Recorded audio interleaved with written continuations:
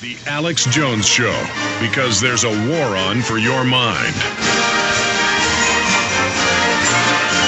We are back live. It's the Alex Jones Show, streaming live at prisonplanet.tv. Again, USA Today and the Boston Herald, as well as the Associated Press, have picked up on the story. We now go live to Alex Jones on the ground in Hardin, Montana. Alex? Okay, we just got a tour from Becky Shea, the former Billings Gazette reporter that's now the PR spokesperson for this facility for American Police Force. She admitted that it'll be a foreign paramilitary mercenary training facility. She admitted that it's going to be a detention facility. I saw some other things inside that I'll talk about in the last hour today once I'm out of here. I'll just leave it at that, to say the least. But the point is this is just off the charts. They're now doing massive damage control. They're about to give us a tour of the outside of the facility. I just got a tour of only one wing of this gigantic $27 million facility. They would not let us into most of the areas. Just while I was in some of the offices, I saw blueprints, I saw documents. I'm just going to leave it at that. But this story is definitely the mother lode. This is definitely a black site / ghost site in the United States. They plan to have this be a ghost site, but locals blew the whistle. They were definitely going to try to become the police through the Two Rivers Authority, basically taking over the town of Hardin. This individual is tied in with high-powered Serb operatives. His dad is some type of high-ranking Serb, Chatar, but he won't give anybody else his name. Then you have this Hilton character. Again, that's a fake name. He's Serbian. There are German troops here, German paramilitaries, British paramilitaries, but they're keeping back from us deeper in the facility. There are troops here right now at this facility. By that, I mean paramilitary forces. We are inside the Constantino wire, literally locked into the prison right now before she comes back out. And we're going to get in the car with her and get a tour. She is very nice. She just got hired as the PR person, and I think is pretty freaked out right now that all of this is happening because of their, just incredible secrecy. We have had 3 different carloads, now 4th and 5th pulling up of listeners. People are giving us thumbs up around town. We have a huge listenership here. So this is just amazing. But again, Becky has been extremely helpful. She's talking to some of the other folks. Hey, folks, you listeners? Hey, nice to meet you. What's your name? Mike Keller. Mike, nice to meet you. Ma'am, what's your name? Tony Meyer. Hey, Tony, nice to meet you. Boy, more and more listeners are arriving here. Had a lot of locals driving by giving us thumbs up. Where Becky has been extremely helpful, not shadowy like the other folks that have been running the facility. She took over as PR last Friday. She admitted that it was only disclosed to her then that he's a 14-time felon. But again, this is one of the most dangerous missions we've ever been on, ladies and gentlemen. This is definitely a black site, ghost site they were planning to go live with. I have seen incontrovertible proof while inside the facility. And as you were saying, USA Today, AP, others are picking this up. Here's the deal. I want you to go to Steve Quayle, bring him up, and then we're going to leave this phone live as all these listeners are arriving, as we get through them in her car and get a live tour. Then Jaron will be fading live to her giving us a tour of the facility. Just whenever you want, Jaron, whenever you think something's important, just fade it up. And we'll be getting Steve Quayle's quick take on this. He's also talked to Becky Shea, the spokesman here. There's more TV media now arriving. I told everybody this was a key report. Hey, Becky, I'm sorry to interrupt. Are we still going to get that tour? Okay, we're going to come right back, guys. Or they can follow along if they want. We did the tour on Saturday. Oh, you've already done the tour. You've done the tour. Okay, we got a lot of media here. There was CBS News here earlier. Yes, I'm going to be back in 10 minutes. How long will this tour take? 10 minutes? Yeah, we're going to be back in 10. Okay, Bermas, is that all clear to you here? Yes, absolutely, Alex. I'd just like to also point out that one of our listeners did call in and contact Blackwater from Canada, where he asked if there were any operations going on with Blackwater in Canada. He said no, but we are beginning operations in Montana. Yet more confirmation. Hold on, Bermas, we got Steve Quayle. Becky, tell us we're about to have the tour. We're going to take the tour. We're going to go around the back of the facility, and I'm going to point out some landmarks to him. Okay, thank you. Let's go ahead and... Thanks for letting me visit with you today. He's very nice. Let's go ahead and bring Steve up right now. Steve, give us your take on the situation. Well, the situation, Alex, is as the press has broken on the past background of Hilton, and then obviously Paul Watson writing on the tie-in with Blackwater. I just got off the phone with someone up in the Flathead Valley who's talking. Now, this is all relevant to what you're doing down there.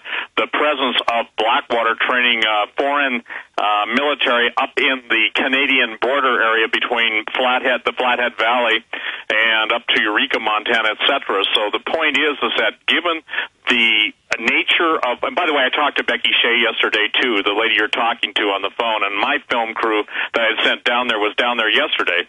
But obviously the situation that I think everyone's got to understand is you follow the money trail. It is my contention that we're seeing front men who are put out there that are willing to take the heat to hide the real ownership and the real purpose. You need to ask Becky what the 10 to 16,000 acres is going to be used for. That she's told us, Steve. She says that they are getting additional acres for an international paramilitary training facility.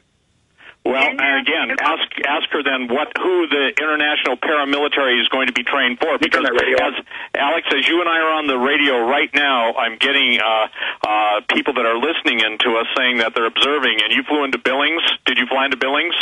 Yes, we've had locals tell us and callers to the show that they've seen Black Humvees, Black Hawk helicopters, men training in the hills. Right. And in the area that you are at, the thing that I think is really important for all the listeners is to realize that reservations have different rules and regulations, which allows a lot of foreign corporations and foreign military. Yes, it's just like Guantanamo. That's why they moved it there, because it's a no-man's land. Steve, I'm here getting a tour from Becky right now. I want to keep you I know we said we only have you for 20 minutes. You're very busy. I'm going to be leaving in about 10 minutes. Can you give us a full report at the bottom of the hour since we're getting the tour right now?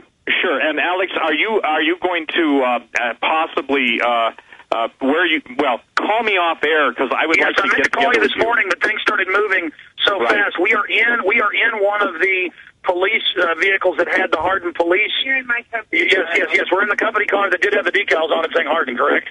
Correct? That is absolutely correct. Yes. I am in one of the black Mercedes-Benz SUVs inside the detention center right now. So, Steve, we're going to fade you down for just a few minutes and come right back to you because we really want your analysis. Becky is I'm going to be using the phone as a microphone so she can give us a live report. Becky, where are we right now? We are on the eastern side of Two Rivers Detention Facility. This is land that is owned by the Port Authority here, the city of Hardin. The facility and the land are owned by the city of Hardin.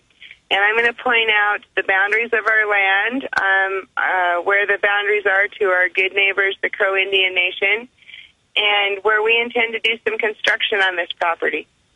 Okay, and this facility is now. Where here in this big field on the back end of the Constantino wire? Where here is this where they're planning to build the International Military Training Facility? No, sir, and I want to make clear to, hopefully I'm live, I want to make clear to everyone that the training facility is also for, domestic. So you listeners out there, if you got a police department, hometown group that needs some good quality training, we're going to be available to offer it to them, too.